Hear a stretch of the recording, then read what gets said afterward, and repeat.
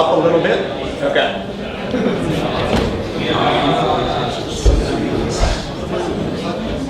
All right, is that good? It's good? Yeah. Not too much echo?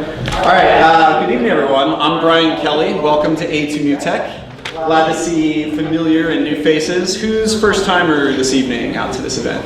Awesome, 50% or more without fail. Thank you for coming out. We've crossed 6,000 members. That's pretty exciting. That happened between this month and last month. This has been running since 2009, believe it or not. I've only been in Ann Arbor since 2012. And I've been running this for about 2 years. It's myself and there's a bunch of other organizers and co-hosts. So I've done over 100 meetups, had over 300 companies pitch, and this is kind of a really unique opportunity for everyone who's doing something entrepreneurial in the community to get together and talk about what you're doing. I always tell everyone, if you do one thing tonight, other than enjoy the pitches, meet one person here that you stay in touch with and maybe start a company with someday. It's a neat cross-section of people who come from students to developers to entrepreneurs, marketing, sales. We kind of cross the whole spectrum, but it's a completely community-run event, and I love hosting it each month, and I'm glad you're here. A couple thank yous to people who help out with this. The Entrepreneurship Clinic at the U of M Law School. They host this every month. Thank you, U of M Law School. A2 Geeks, which is a nonprofit dedicated to making Southeast Michigan and Ann Arbor a great place for geeks and creatives to live, work, and play. They help host events like this and Coffee House Coders, which I'm sure Scott will plug later on tonight. Roger, down here in the video, Roger dedicates his time every month to record on anywhere between 2 and 4 cameras and lots of mics. So everyone can watch this. Actually, it's being live streamed. If you search on YouTube for A2 New Tech, send that out to anybody. Or you can just watch it after the event and pass the link around.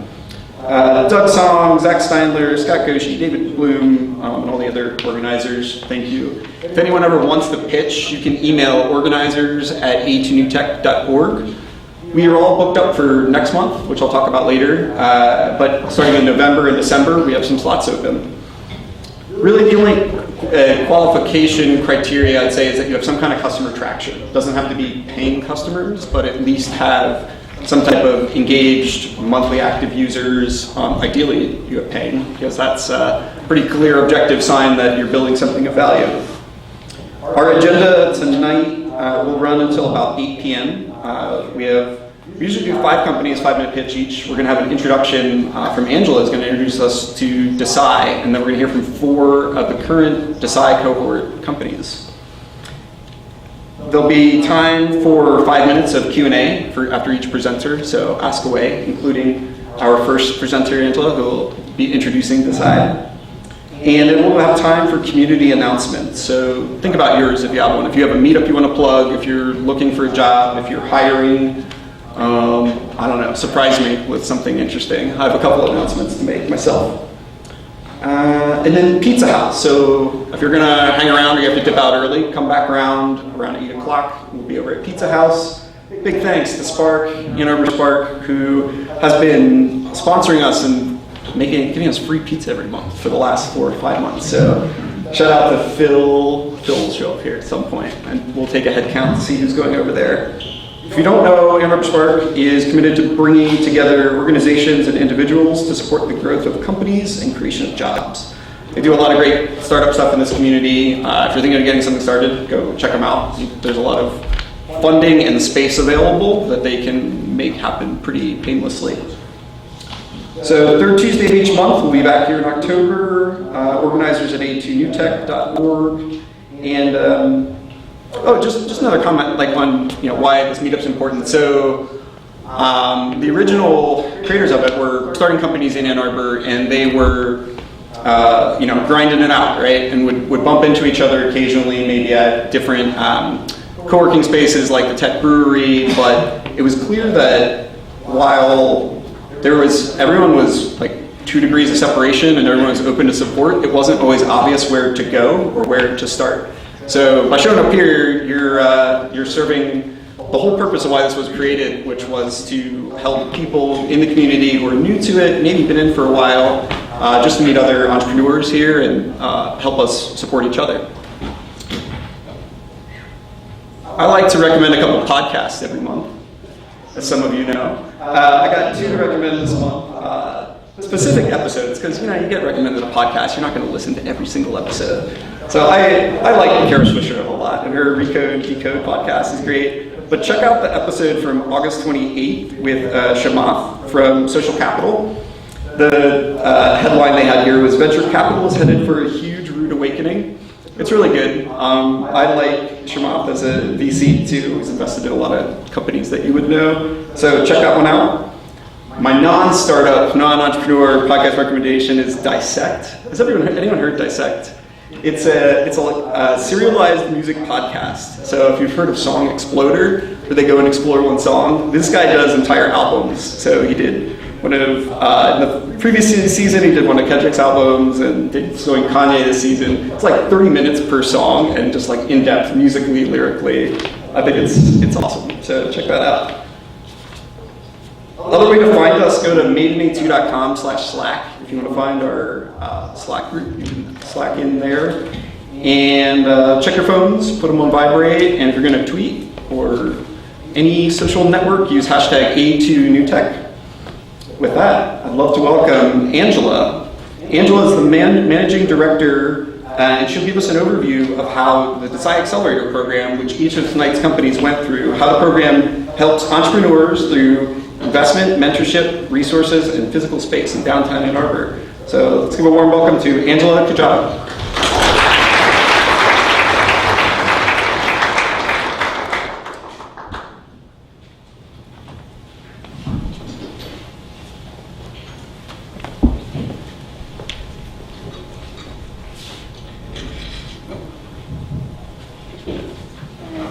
Didn't expect that I would have such complicated... Flip on. No, it's fine. I'll hold it. Yeah, it's good. So I'm Angela Kujava, the Managing Director of the Desai Accelerator. Last month you heard from TechArb, which is the university's student accelerator. We are the university's professional accelerator. And despite being a university organization, you don't actually have to have an affiliation with Michigan in order to apply and be accepted into our accelerator. We ask that the founders are working full-time on the business and that you can spend all 13 weeks with us. So I want to talk to you about one of the founders in our winter 2017 cohort, Alex Tuccio. Alex is the CEO of a company called Scout Day. Scout Day is a mobile platform for youth baseball athletes to connect them to coaches and scouts. And when Alex came to Desai, he was having founder strife. He was professionally splitting from his co-founder. He had no money, no one to talk to about it, and among us in the room, he really wasn't ready to pitch anybody quite yet. So why would we accept somebody like Alex into the accelerator? Alex and his company had the right type of risk to be accelerated. So what he did have going for him was a working beta of his product that had traction. Hundreds of baseball players, coaches, and MLB scouts were already using it. And most importantly, Alex himself was a great founder. He was an expert in his field, having played 4 years of college baseball, and he was very, very coachable.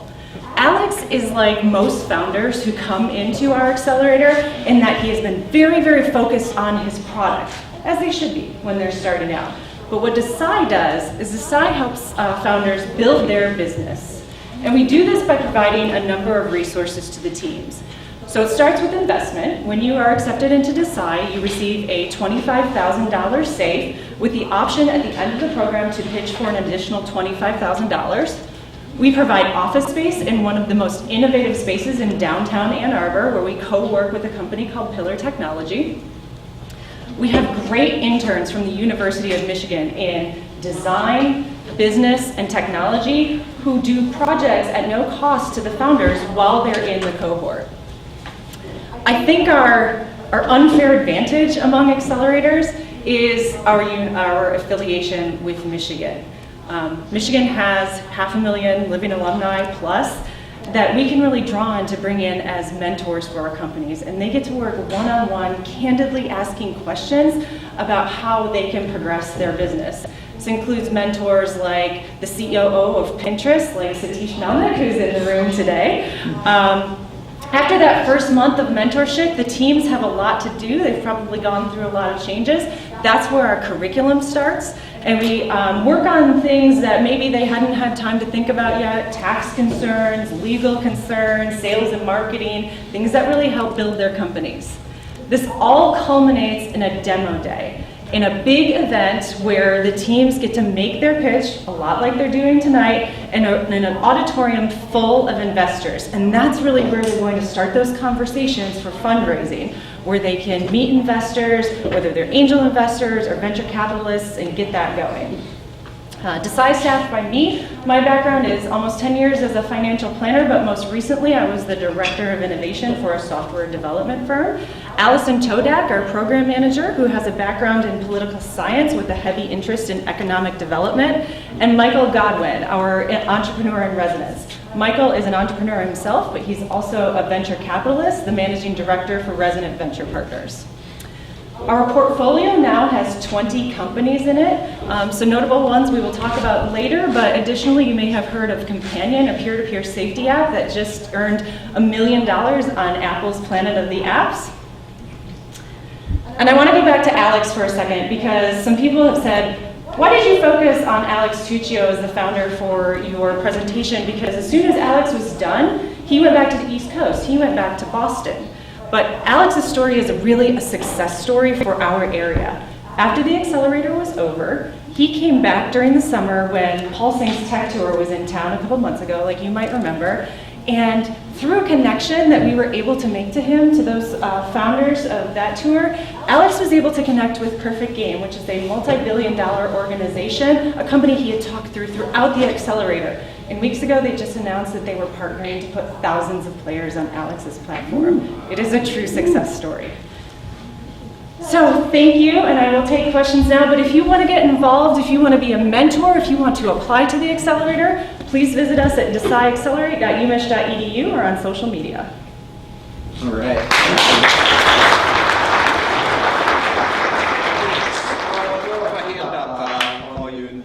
Questions that you might have about Angela and Desai. I'll ask. What are the cool mentors that you've had besides Satish? We all know Satish. So cool, Satish in front, right? We have the Chief Marketing Officer of Realtor.com. We have Pete Giordano, who will actually be speaking at Demo Day in October. Pete helped launch VMware. So we currently have an active list of about 140 mentor pool that we can draw from. Yes, Larry. Not all the mentors are cool. I mentored one of them. Just saying. That's all right, as long as you know what you're talking about. It's all good. Satish does it. Oh, that was the question? That was it.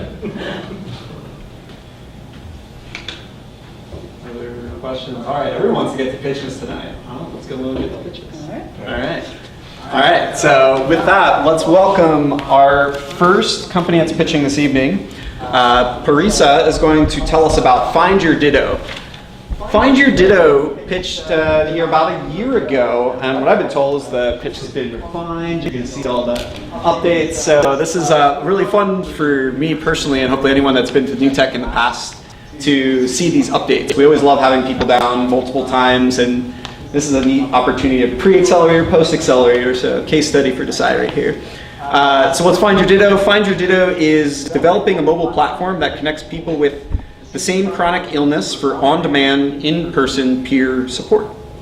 Take it away. Thank you.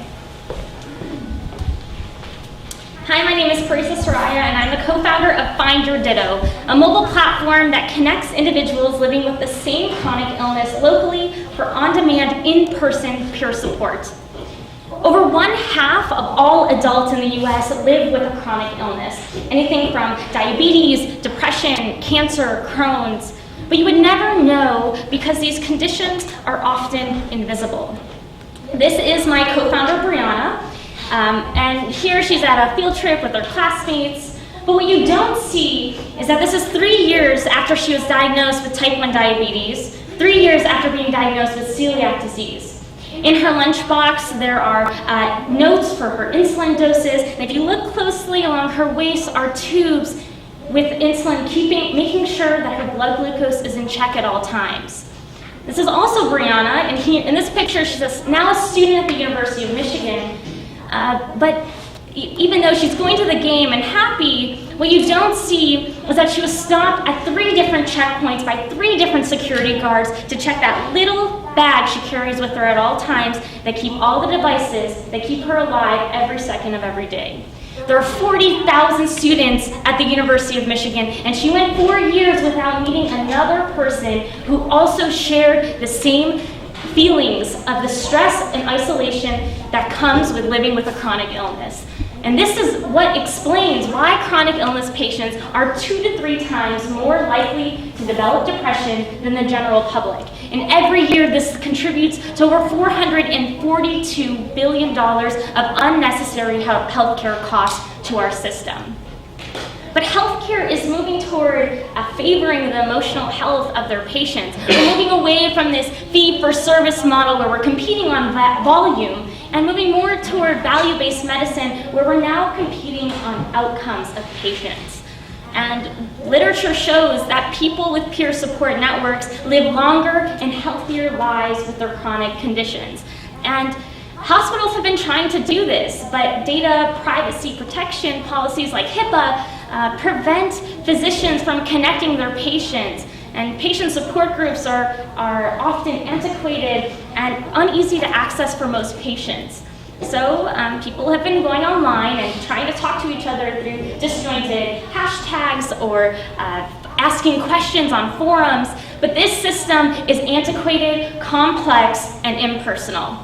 And that's why we created Find Your Ditto, where patients can sign in and create and find meetups and peer support opportunities around them wherever they want, however they need it, specific to their condition.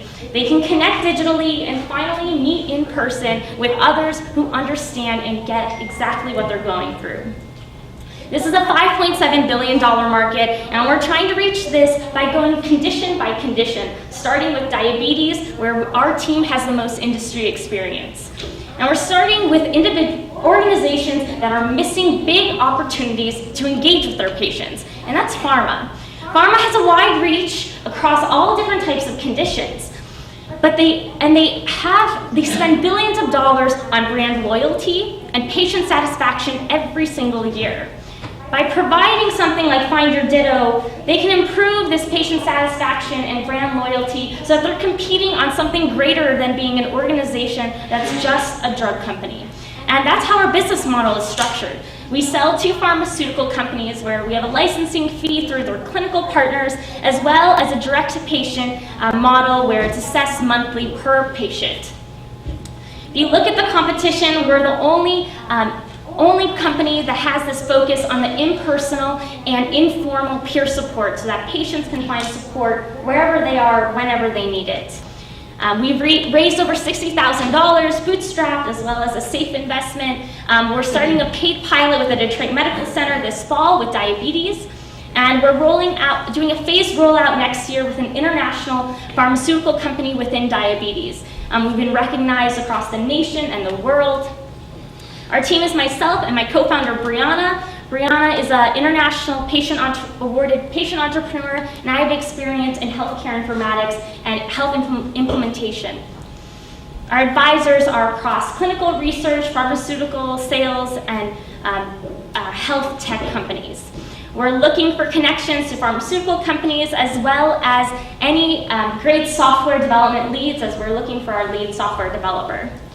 We're creating a world where no person living with a chronic illness ever has to feel alone and can finally be able to say, it's not just me. Thank you.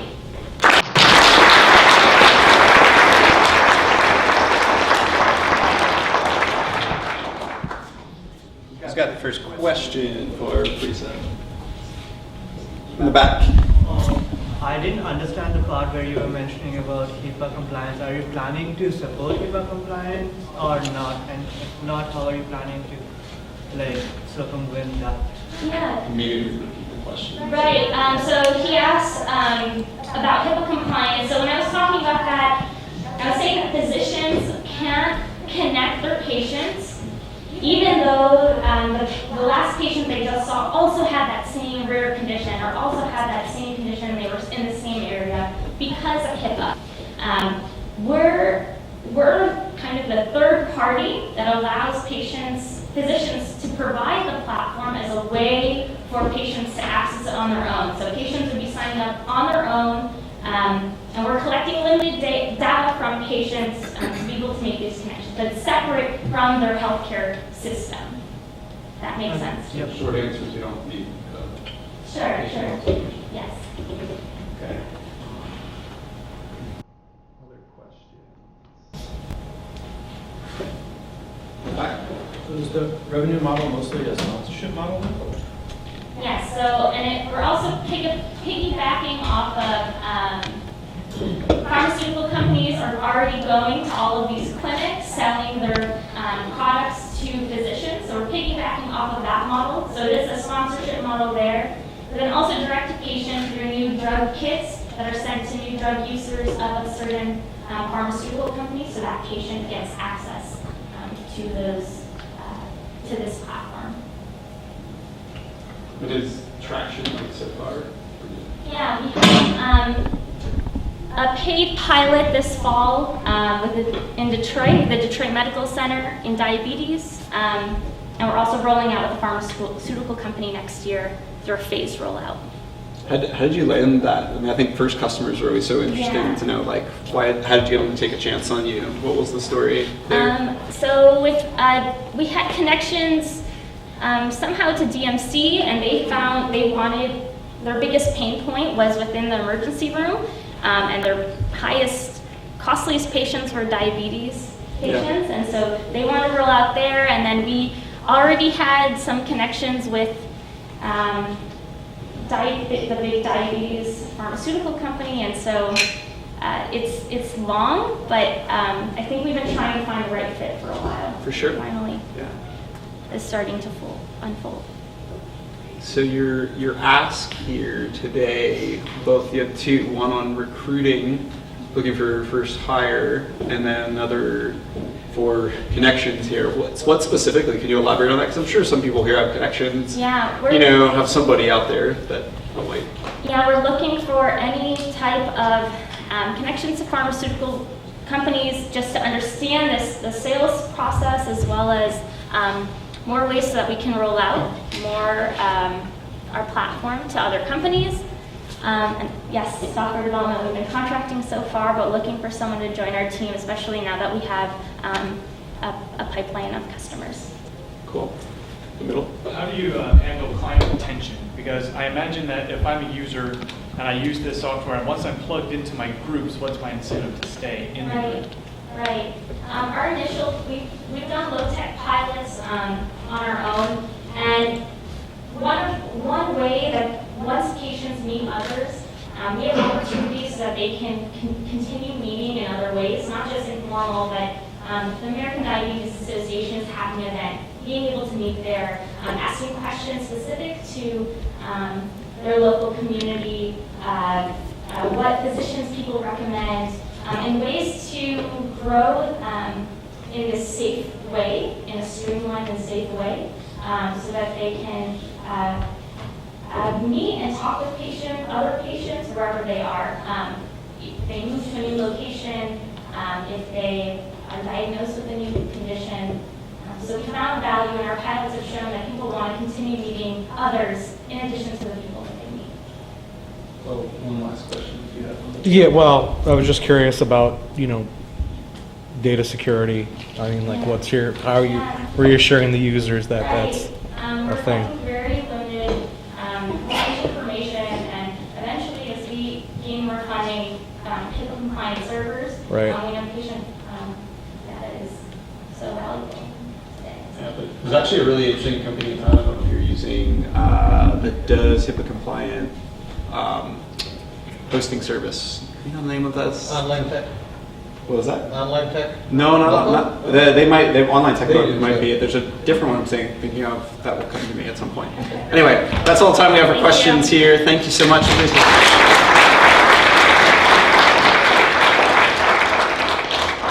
All right, next up, another A2 New Tech alum company, Gyan. Duncan is going to tell us about Gyan, which produces advanced virtual reality and augmented reality software for post-secondary research and education.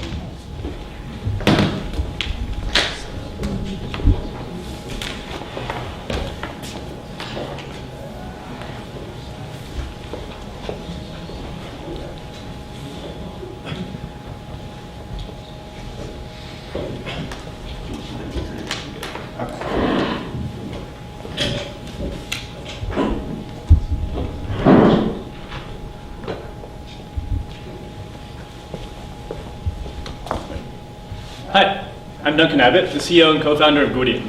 We make virtual reality software.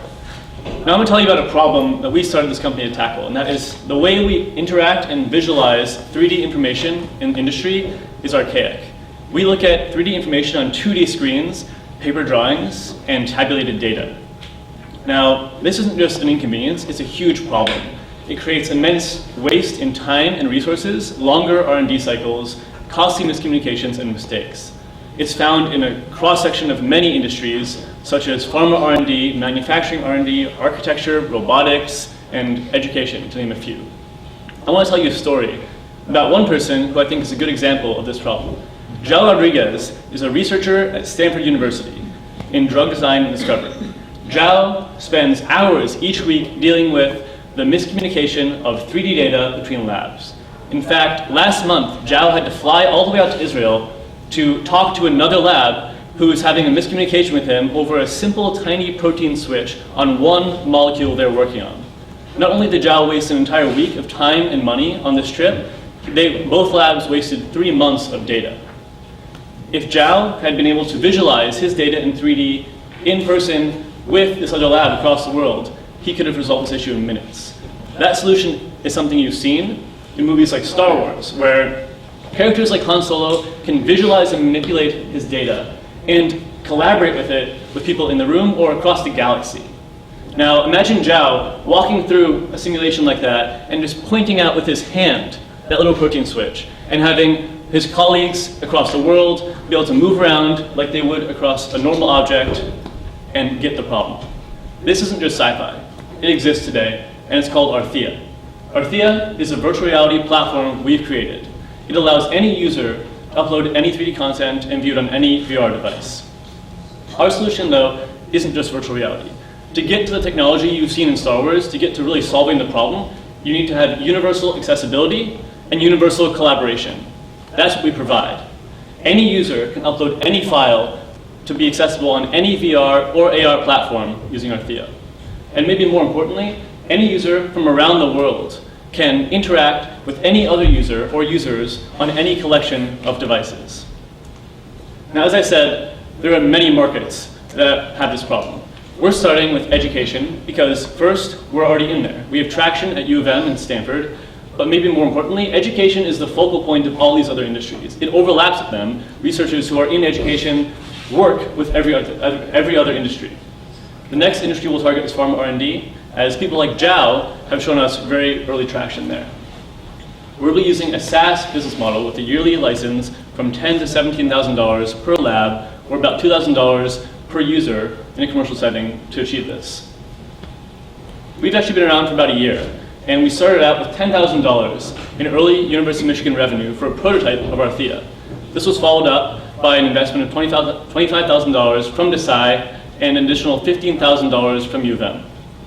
3 weeks ago, we met with the provost of the University of Michigan, who was so enthralled by our technology that he committed to rolling it out to every student and every researcher and every lab at the University of Michigan within the year. Now, we're not the only company working on VR. We're not the only company working on VR for visualizing 3D data. But as I said before, to really achieve that Star Wars solution, you need universal accessibility and universal collaboration. These companies provide pigeonholed experiences for niche industries where you can look at some file types on some devices, usually alone, and never in a global collaborative setting. We can do this because our team is so amazing. Most of us have worked together in our undergraduate years at the University of Michigan to build 3 virtual reality games, one of which won the game design portion of MHAX, one of which we raised $15,000 for on a Kickstarter campaign, and one of which we use as a virtual reality physical therapy module at Mott Children's Hospital. We even brought on João Rodrigues as an industry advisor, if you remember him from earlier. Now, we project in 5 years to be making $120 million in annual revenue. We'll achieve this by starting at universities and then moving out to pharma R&D by doing pilot programs and integrating those companies in the top 10, top 20 pharma industries into our program with universities. Our ask is advice and contacts in verticals that you think would be great for Arthea, and also advice on fundraising as we want to accelerate the deployment of Arthea across new industries. Thank you very much.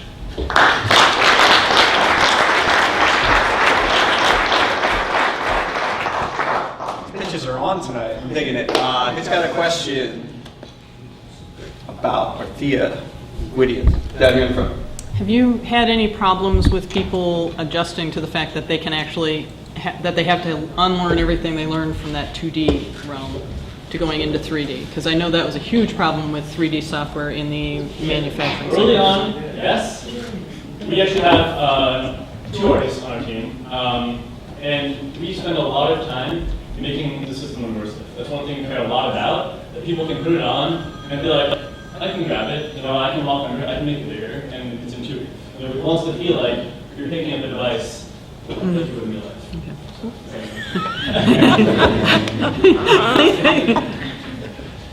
So how easy would it be to use? Is it something that you have to do a lot of training to be able to develop, or is it just so intuitive? You can download on your phone, and your cardboard, which is $5, or a HTC Vive, which is $700, and just put it on your head, and you click the file you've uploaded, and you can interact with it, and you can stream it to someone else who can also look at that file with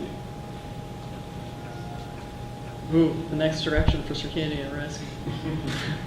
Yeah. Your projection on $20 million in the next 5 years within the pharma R&D, is it conservative or is it ambitious? I tried to be middle between those two. I tried it's between universities. Universities make about a third of that, and pharma R&D makes about 2/3 of that. We have a more grounded estimate in universities because we're already making money, and pharma R&D, we tried to take kind of the average of what lab subscription fees are for software in cases that are similar to ours. Look at that. Kind of following up on that, what's like the biggest hurdle that you guys see, to reaching that $120 million goal? Is it like business side stuff? Is it tech side stuff? What is, what's the hard part? I think integration. Pharma companies are old, and they use all this old software. It's one of the reasons we're going at them, because they really are behind. But also, they're really used to using this stuff, and they don't want to change.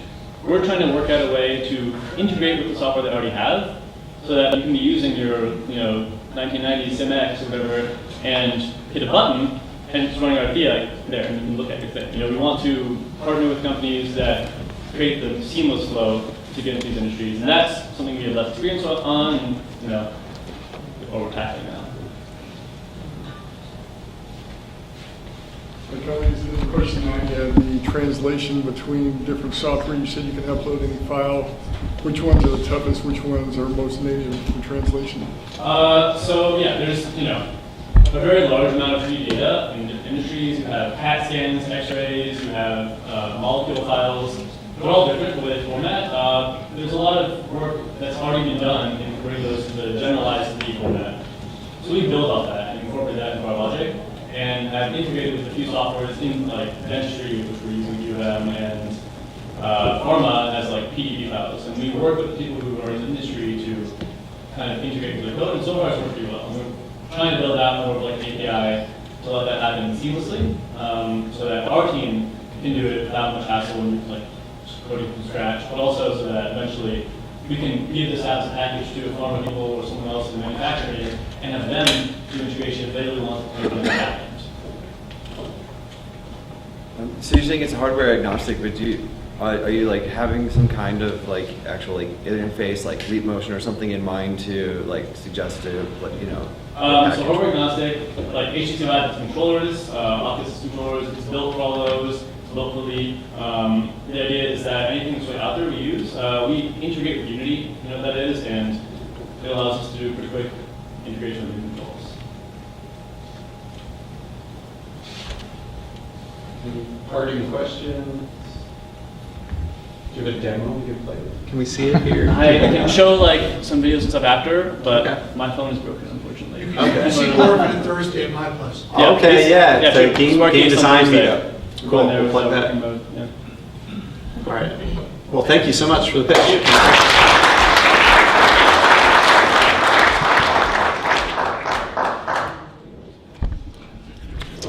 All right. Next up, we have Sam Savant, another A2 Tech alum.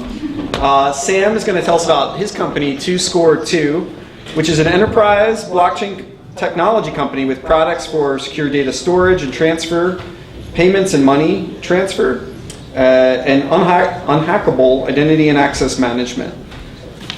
I will get you mic'd up and we'll get started.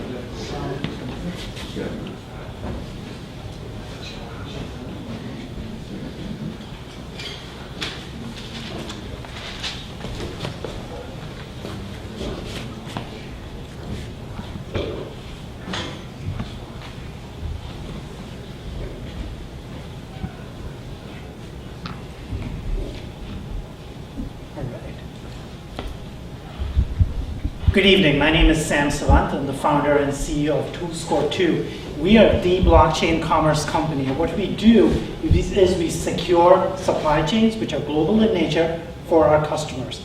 And here's why that is necessary. Last year, 30% of companies in the US were affected by supply chain breaches. Every case of that supply chain breach cost on an average $2.7 million for that company.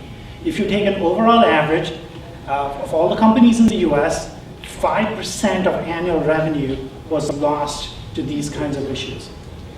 I worked in supply chains for about 15 years. My co-founder is about the same. And we've seen example after example of these kinds of issues occurring.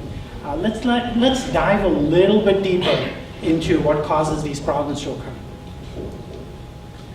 You have products which are moving from manufacturer all the way to the customer. Along with the products, you have data which is moving. So this is data like invoices, bill of ladings, purchase orders, and so on. All that data is traveling in unsecure formats, PDFs, Excel files. You have Word documents. There are multiple people touching those files at different points in times. And it's moving in a very unsecure way. Some of it is moving over the public internet, some of it is moving over emails, and some of it is actually still traveling with paper. This creates opportunities at every step along the way for breaches to occur, for malicious actors to come in and try and compromise the entire system. Payments works in reverse. And similar to data, you have breaches which can occur here too. People tampering with checks, people tampering with identities, people able to steal and create ACH frauds. The other issue which occurs is people are unable to get a full transaction history of everything that has happened with a specific order. So there's no visibility to that today. So here's a solution. What we do is we bring all of these entities onto one single blockchain network. This is an invite-only P2P network which is undetectable and mostly unhackable. All the data which is moving on the system is encrypted, it is digitally signed, including the payments which are moving, as well as the data which is moving. The entire transaction history is written onto the blockchain, and we can walk through the technical details later, but the blockchain makes all of this data unchangeable. So once data is written on the blockchain, it can either be edited nor can it be destroyed. And we have fraud monitoring software which is watching all of this stuff happen. Sounds pretty complex, but how do we actually implement this? So what you're looking at here are two of our user interfaces. Our users use these interfaces to move data around, maybe send a payment, maybe send documents to each other. Also, they use familiar interfaces, which looks like your phone messaging apps to move all this. And this is all happening through our product, which is called Minerva. This is a product which we have created. And what you're not seeing here is the huge amount of work which has gone into creating the back-end technology for this, which is the blockchain, the APIs, the layers which make it accessible for enterprises to bring in this data layer underneath their existing IT technologies. We have one large market we're going after, which is the industrial market. These are distributors and manufacturers. We intend to reach them using two methods. One is through direct sales, which are exceeding specialists in that area, and through inbound marketing, which is for lead generation and contact management. The market opportunity is pretty big. The total market is huge. It's about $30 billion, but given our go-to-market strategy, we're targeting about $2 billion of that. We intend to get to about $50 million at the end of 5 years in revenue. Our revenue model is pretty simple. Subscription fee, 2/3 of our revenue comes from there. This is a platform as a service. And then the remaining revenues through transaction fees, which is we get a percentage of all payments which are processed through our platform. We have a number of competitors. However, no one competitor has the unique blend of benefits which we're offering to our customers. Together, the three people you see here, we have about 50 plus years of experience in supply chain. We've seen a lot of problems in the space. We've solved a lot of them, and we are definitely looking to take on more challenges. We've had good traction. We've had pilots with a national bank. We've had pilots with a top 3 content provider in the nation, and we're now busy with business development. We're looking for a VP of engineering to take on the technology role. We're actively recruiting for that person. We are looking to come present at events. I'm actually presenting at the FinTech meetup tomorrow. We'll be diving a lot more deeper into the technology at that specific meetup. Please connect with us, get onto our website, sign up for updates. We do very infrequent updates, so no spam coming your way. And thank you, thanks for the opportunity. And if you have questions now or later, we'll be more than ready to take them on here. Thanks.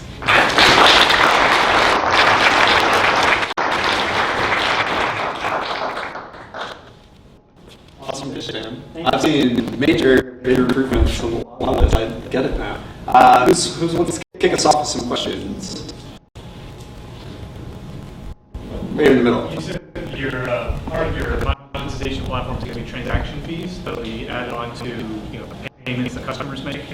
So your average transaction fee right now is about 3 for the business is about 3.5%. Are you taking out of that 3%, or are you adding on top of it? How much of a percentage are you adding on? But it depends on what services we provide. If it's a pure vanilla payment platform, we're asking for 0.5%. If it's more complex, where they want to do automated auditing and those kinds of things, that fee goes up. Got one for you, Sam. So understanding how we're down the credit market goes. And create a tree of showing full traceability that this part came from this supplier, was using this product, and Mr. Customer, this is what it was, and here's your warranty trail for the entire transaction. Are you going to target specific customer, like specific verticals, get your case study, and then try to get more of those, or are you just sort of spreading wide? It's early, right? Right. So we're close to getting a first one. Mm-hmm. It's a battery recycler, okay. And their biggest problem is traceability of product through the system. Yep. Because for fault of the product in the end, or for different reasons? So customers or their customers give them their batteries with the promise that they will be recycled correctly. Okay. So it's like an outsource. Oh, okay. So they want certificates of. This is consumer accountability back. So, and these are not like tiny batteries. They don't need like cell phone power batteries. I see. So they need to know that these were recycled properly. I see. Certificates, but they don't know what's happened to it along the way. Yeah, that's a great example. So it's a traceability problem. Yeah. And along with it, they have an issue where they're trying to pay their vendors, and they lose track of paper and all the other documentation which is moving through the system. So it's a 2-part problem they're trying to solve. So we're about I hope you get 2 it. weeks. We're about 2 weeks away. Yeah, good stuff. Any other questions for Sam down here in the front? Yeah, so for a manufacturer like that, they probably have some investment in an ERP system. How are you playing with that? I mean, their whole organization is probably trained to do all those individual things. Do you basically have a re-engineering process? Actually, we go underneath their ERP system as a data record of the transactions. So an ERP system is typically focused on one organization. It's not reaching out to hundreds of others, all 300 of the suppliers, and be able to create this coordinated orchestration of all the events which are occurring. It's focused on one organization. But there are still failure points in the ERP system. You're not getting rid of those. You're just maintaining a safe pipe for the information. We're maintaining, we're maintaining a completely impenetrable safe pipe for all transaction and data which is moving through that supply chain, which connects all these suppliers, manufacturers, and customers. So yes, on the other side, the suppliers using the ERP system, we're going to be under their layer underneath their ERP system also. So maybe put another way, like once it goes to one of these specific points or individual companies, they sort of have their own process that might not all of that be in, but the checkpoints, when it came in and when it came out, would be what you recorded. And we have APIs to which they connect to when they drop transaction information to us, which is then recorded on page. One more question in the back. Eddie. Is your long-term vision here to replace like EDI and so forth? Like, and We would love to replace the that's essential. All of our working life. Okay. Yeah. All right. Yeah. That's all the time I have for tonight. Thanks.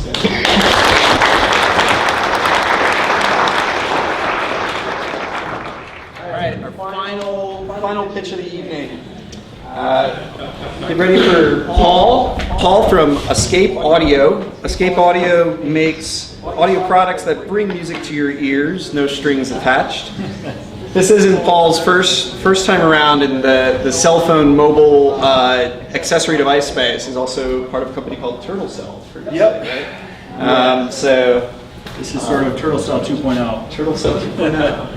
Which we like to jokingly refer to as. So hello everyone. My name is Paul Schrems. I'm honored to be here tonight to tell you guys a little bit more about our company, Escape Audio. Our goal at Escape Audio is simple: to deliver a premium audio experience to you in the most convenient way possible. We all love our smartphones. They allow us to stream and carry around thousands of songs in our pocket. But when the smartphone was launched, the promise was that music would be made simple. But it's been over a decade later, and the problem is listening to that music is not simple. There are still two major problems with actually listening to the music on your device.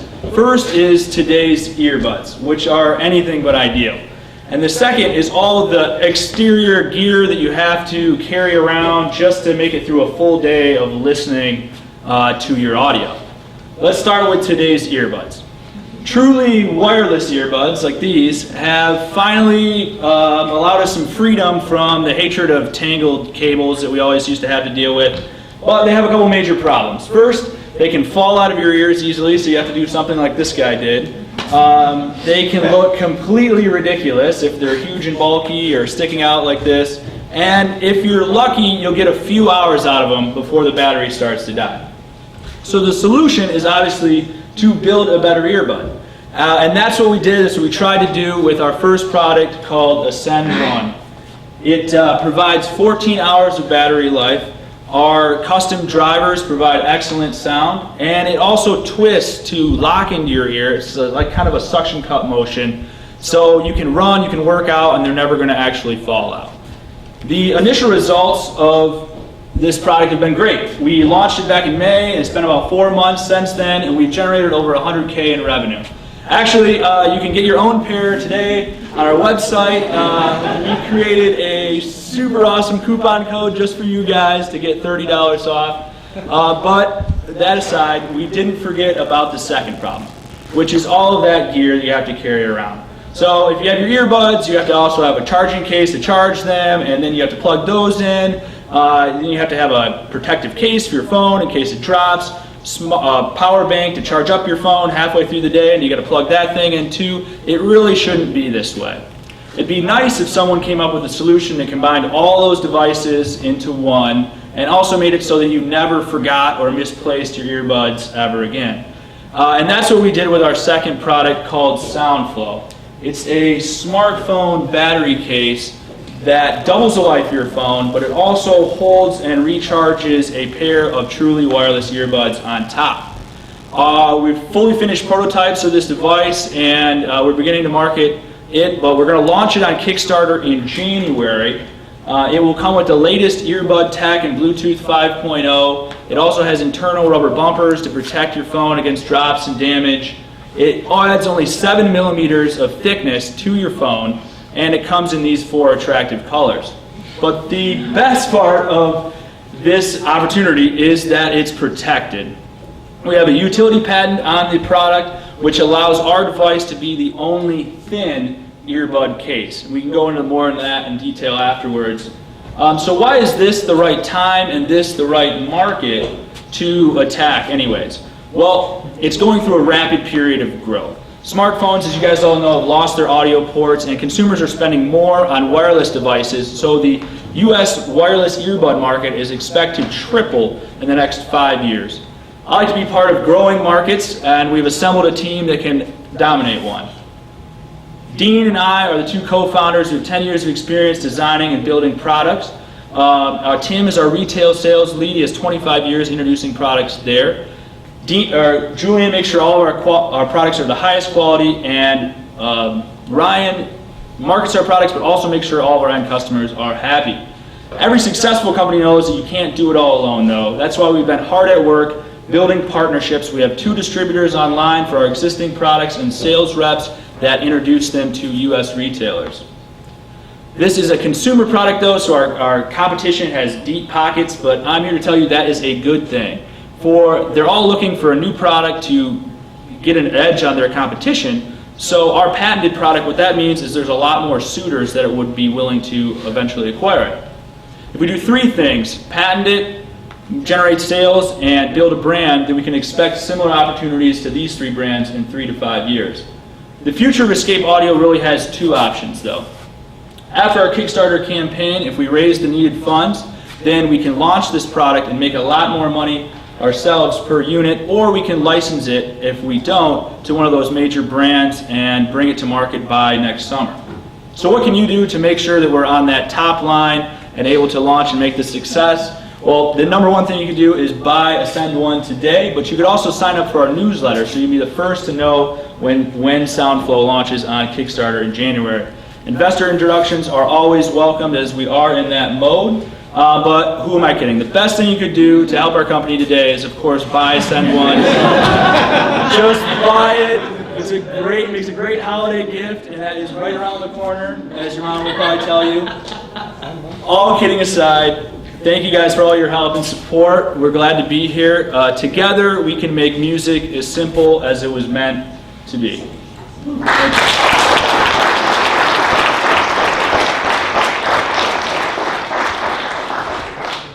Questions? Let's kick us off. Here we go. How do you find batteries for those things? What's that? How do you supply batteries for how do you get batteries? For the Batteries size? for the ears? Yeah, the size you want, everything. Yeah. It's a little difficult. There's a few major manufacturers of miniaturized batteries. The ones we use are called Arta. They're a German battery. But yeah, we have our supplier source that.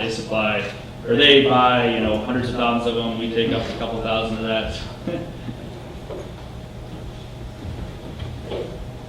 Yes. How does your sound quality compare with the likes of Beats and Bose? So sound quality is obviously objective. I will say this from being in the industry for a while, that we are a lot better than Beats in-ear headphones, because they are awful, actually. Their over-the-ear headphones are good, their in-ear ones suck. Bose obviously has a staff of 500 people, perfecting their quality on every single one. So we're not talking to that level, but we do have custom drivers. So our factory actually, they make a lot of different headphones. So we work with them to create a driver for our unit that provides above average sound at a reasonable price point. And original is Apple iGos you're using Apple for your demo. Yep. So we have to pick and choose which to go after. Unfortunately, we can't make a cell phone case for every cell phone to start out.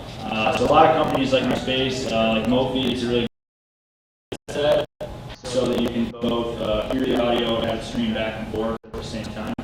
So the right earbud basically doesn't work during a phone call, but that's just how Bluetooth that has it set up. Yeah, like that. How do you plan to market? How do we plan to market?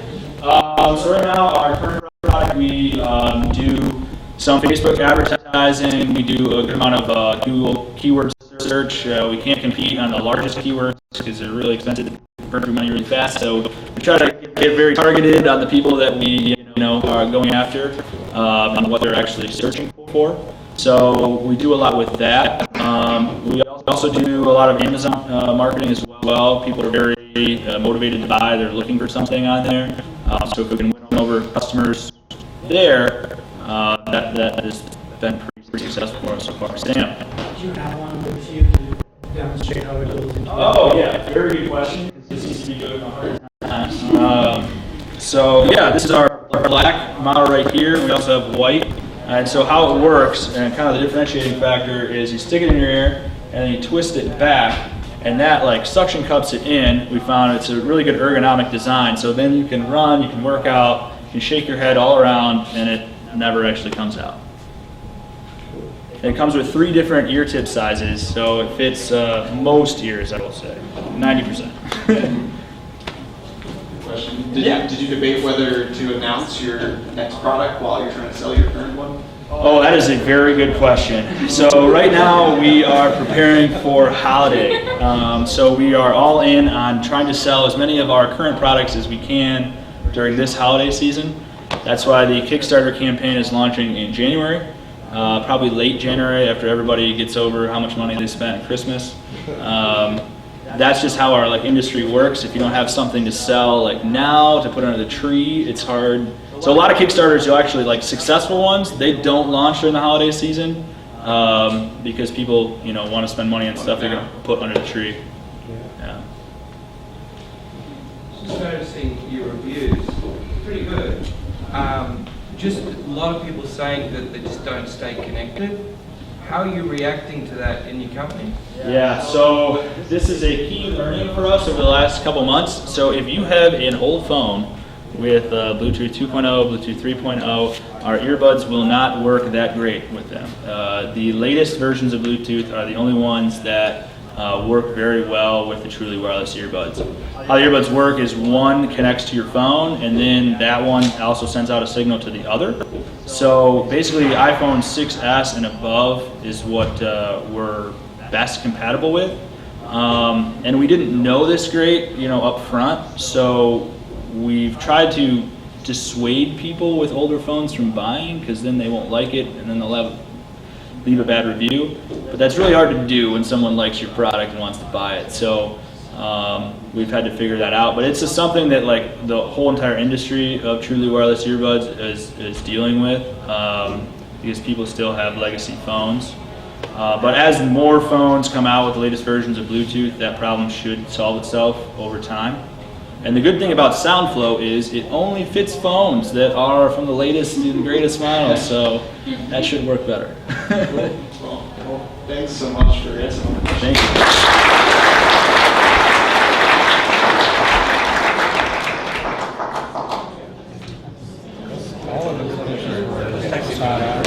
All right, so that concludes the pitch part of this evening, but don't leave yet. If you have any announcements to make, so you have another meetup, your company's hiring, you're looking for a job, if you would kindly line up along this wall here and come down, we'll make time for everyone to speak their piece. Also, if you wouldn't mind putting your hand up and leaving it up, if you're going to come to Pizza House afterward, reason for asking is how much pizza do we order? So, hand up, keep it up if you're going to be at Pizza House, and I do a quick pano, everybody here.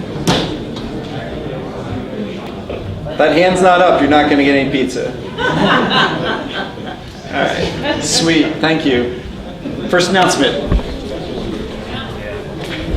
Hi everybody, my name is Nina Drumsta. I'm with the EMU Center for Digital Engagement. On November 17th, we are hosting a digital marketing workshop with a theme being the new face of Main Street. We wanted to tell you all about it because we feel like it really ties into some of the digital pursuits you guys are after, and we'll be discussing how local businesses are taking advantage of digital marketing to grow themselves. We're going to have the CEO of Moose Jaw come speak, who everybody thinks of Moose Jaw is a small retail store, but they actually do 80% of their revenue sales online, as well as the director of marketing from Zinkerman's, who we all think is a really small local deli chain, but they actually also do 50% of their sales online. So these are local businesses that have really taken advantage of digital marketing to become giants in the industry.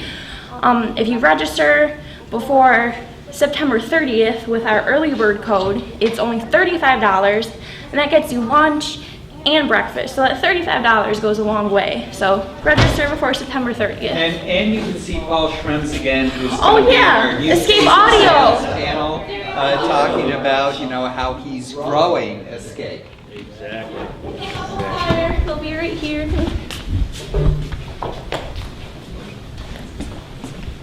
Hi, I'm Lee Chang. I'm second year master student at School of Information, and I'm looking for hire.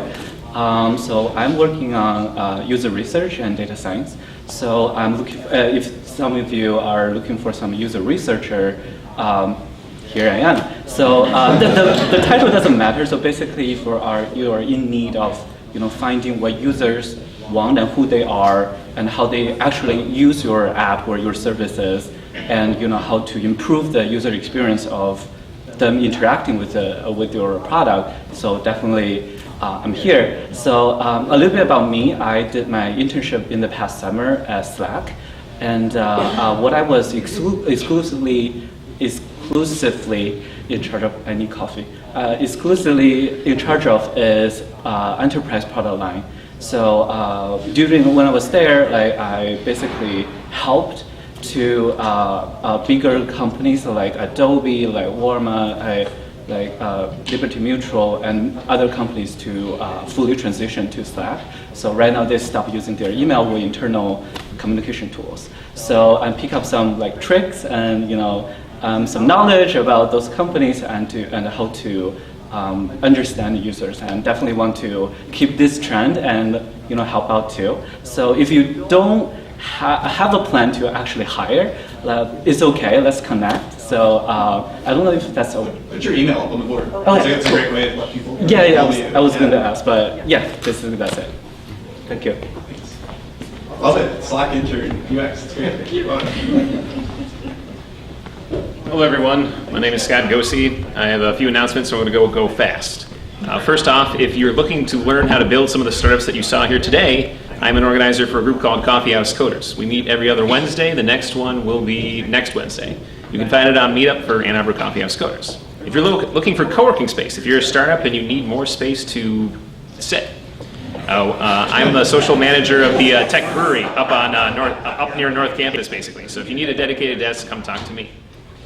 There will be an A2 Brew Tech, so if you like A2 New Techs but always wanted more beer, about 2 weeks from now we're going to have an event and we'll meet at a bar, probably Cafe Felix. So look for that on the A2 New Tech event page. And if you're looking for a job, me and Mike run True Job, and we run Ann Arbor Sparks Job Board, along with just had a lot of startup jobs. Come talk to us if you need a connection. We'd always be glad to make more connections in the community. Cheers, and that's it. Hi, so I'm Larry Cooperman. I do this announcement pretty much every A2 New Tech. So I run the A2 Game Designers. We meet every third Thursday at Spark Ypsilanti, which is on Michigan Avenue. Got a couple of things this coming Thursday. First of all, it's going to be a VR dedicated night. If you want to see more in depth about Gwydion, which you really, really should, that's the place to come and do that. The other presenter is going to be Craig Albert of Dreamgate. And his company is developing a multiplayer VR experience, which is also way, way cool. Had the chance to play in his game and that, and it's absolutely great. Our meetup group has just been recognized by the International Game Developers Association, IGDA, as the official IGDA Ann Arbor branch, and we broke 300 members earlier this week. We're not up to the 6,000 of you guys, but we're gaining on you real fast. So that's Thursday, Spark East, Ypsilanti, 7 o'clock, and we have pizza too. Thanks. Good afternoon, everybody. My name is Sean Law, and this is my colleague, Charlie Schultz. I'm a technology and data scientist over at TD Ameritrade. We're an online broker, the best online broker, that offer online stock trading, as well as mobile stock trading, retirement planning, long-term investing. Charlie and I both work on the advanced technology team. If anybody has heard of us, we just closed on a deal to acquire Scottrade. So we now manage about $1.1 trillion in customer assets. And we, on the advanced technology team, we're basically your R&D, skunk works. If you like to with technology, that's what we do. And so we're hiring for a senior talent on our team.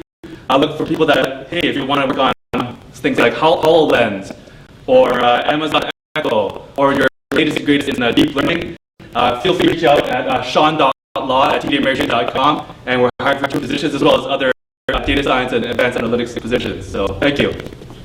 Thanks, guys. Hey everyone, I'm Dave Jansen. We just had our first round of funding and had to turn down funding as well. So we think we've got a good road ahead of us. A lot of people are interested in the idea. So it should be exciting. If you are interested or know people who might be, please see me. Thanks. I can give that one a thumbs up too. Check out their past A2 Tech pitch. You're going to see the really early days. How's it going, guys? I'm AJ. I'm a senior studying data science engineering here at U of M. And this semester I'm taking a deep dive into data science by applying this accelerated learning framework created by Tim Ferriss. My goal is to become like top 5% in the world in this within 6 months. It's pretty ambitious, but my intention is basically to apply these skill sets to a problem I care a lot about, which is mental health. I've already spent about 50 hours or so deconstructing what data science, the Lego pieces of a data scientist are, the different types of data scientists, and so on and so forth. Kind of have all this research and sort of findings on this subject. And now I'm basically trying to consult industry experts and data scientists in real life to figure out, hey, like, which parts am I right about? Which parts am I wrong about? And more importantly, the next step in the framework, which is using the 80-20 rule, what 20% of skills of a data scientist create 80% of the outcomes in industry. And yeah, so if there's any data scientists in the room, any data enthusiasts, anyone who likes data and knows about this stuff, I'd love to get your thoughts and feedback on my current approach and learning strategy. As a side note, I'll be blogging about my experiences to sort of help inform other students in the future who want to learn about this subject. But as of right now, there's a lot of buzzwords, a lot of really like complicated terminology that actually doesn't make any sense. And I'm trying to kind of clear through all that bullshit and make it very clear and understandable how you learn to be a data scientist. So yeah, if you need just 5 minutes of your time, that'd be pretty awesome to talk to you. Thank you. Hey guys, I'm Chris, and I run the Venture for America program in Detroit. Venture for America is a national nonprofit that recruits, selects, and trains recent college grads that want to work at startups. And specifically in startups that are not in New York and San Francisco, we're trying to bring that talent elsewhere to places like Detroit, Baltimore, San Antonio, New Orleans. So if you are a startup looking to hire awesome entry-level talent, please let me know. Also, if you are a recent college grad interested in working at a startup, VFA provides a really awesome network to do so.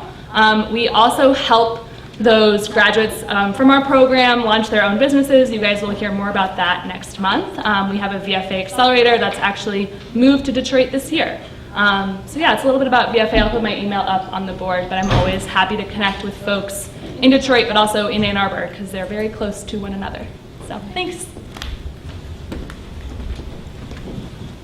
How's it going, everyone? My name's Clayton Yoakum. I'm a data science engineer with Methods Consultants, which is a very small consulting firm in Ypsilanti, Michigan. We do work with all sorts of industries, quantitative finance, we're contract statisticians for U of M Medical, St. Joe's. We work with startups, and that's actually, that last point is why I'm standing in front of you today. I think that there's a lot of startups that either can't or don't need a full-time data science team. Hiring a data scientist in Ann Arbor right now is going to set you back about $100,000 to $120,000 a year. Data scientists don't like to work alone, so just to hire a small team, you're looking at $250,000. I think that if you are one of those startups, you might find some benefit in contracting some of your data science work, whether it's traditional statistics or modern machine learning. We kind of span the gamut, and I'd love to talk to you. So I'm going to leave some cards up here, and I'll write my email on the board, and I'll also be at Pizza House.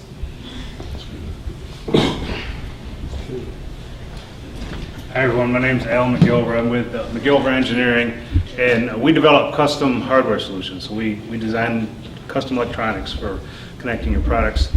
We're looking for a couple of interns, and the reason I'm up here is it's kind of hard to find interns for hardware development in Ann Arbor. It's mostly software. So if you need any electronic design, but especially if you've got any intern connections for hardware design, let me know. I'll put my email. Thanks. Well, I just have 2.5 more announcements. The first one, doing for a friend, my wife. She works at Expedia. Expedia, if you didn't know, most of the mobile engineering team is based here in Ann Arbor. They are hiring iOS and Android engineers. They have a sweet office in Nichols Arcade, and they pay well. So if you want to maybe get a job there, talk to me, and I'll see what we can do.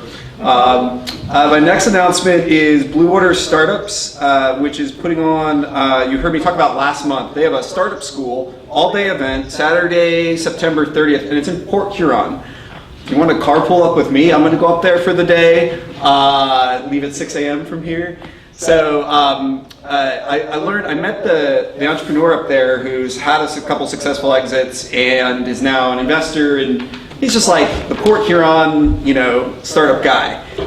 His name is Matt Brooks. And Paul Singh, who was here in early August, will also be up there. It's $100, $30 for students. You get a full day of a lot of awesome talks and just great networking, and it's in Michigan. So bit.ly/Huron Startup School will take you to their page. I'll throw that up on the board. And if you haven't heard yet, who has not heard that Steve Case, former AOL founder, CEO, is coming to town? Does everyone know that this is happening? Okay, so Steve Case is coming in literally a presidential tour bus. He has this tour called Rise of the Rest, where he visits cities that you don't necessarily think, like tier 2, 3 cities. He's traveling with J.D. Vance. Who recognizes the name J.D. Vance? Wrote Hillbilly Elegy. Yeah, he's also a venture capitalist, turns out. Did not know that when I first heard that he was going on tour with Steve Case. But they are coming to Ann Arbor as one of the 5 or 6 cities. Columbus, Pittsburgh, Central PA, Indianapolis, Green Bay, and Ann Arbor on Wednesday, October 11th. He'll be here for the day. There's going to be a bunch of events going on. Sort of the main event, if you will, is at 3 p.m. at the Michigan Theater. Also, I'll put the link up of where to get registered, but if you search Rise of the Rest Ann Arbor, you'll find it. This is really exciting just to have some interesting entrepreneur speakers in town. What's even cooler is that he's going to write a check for $100K to one of the following companies. These are all companies based in this area, 2 Desai alumni, including Sahi Cosmetics in Warmaloo, also SkySpecs, Pitstop, Genomenon, Inmatech, Circlean, and Cbionics. These are the 8 companies that are going to be pitching like this, but instead of just getting applause and hard questions, they'll get a check, one of them at the end. So October 11th, check that out. That is the end of my announcements. Our next meetup will be Tuesday, October 17th, where you'll get to hear from 4 Venture for America companies that got started through the Venture for America Accelerator. Am I getting that right, Chris? Yes, sweet. Place Market, PatSpot, Balto, and Clyde will be here Tuesday, October 17th. We're going to be down 1 floor. Don't worry, I'll send you plenty of reminders. The room looks just like this, but it's right underneath us. If you want to pitch in November or December, know someone who might want to, organizers at a2newtech.org. Hope to see a bunch of you at Pizza House. Thanks for coming out today.